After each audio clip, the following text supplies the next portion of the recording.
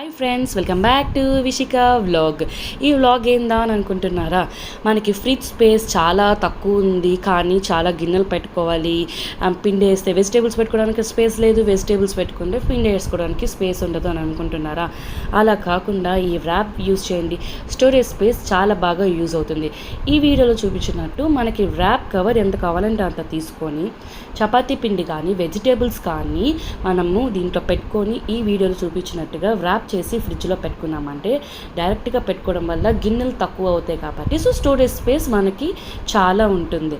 So అలా మనకి ఈ ఫ్రిడ్జ్ స్టోరేజ్ స్పేస్ అనేది మిగులుతుంది ఈ ర్యాప్ వల్ల. అండ్ ఏం పాడవదండి, మనం గిన్నెలో పెట్టిన దానికంటే కూడా 1 డే ఎక్స్ట్రానే బాగా ఉంటుందండి, అది నా గ్యారంటీ.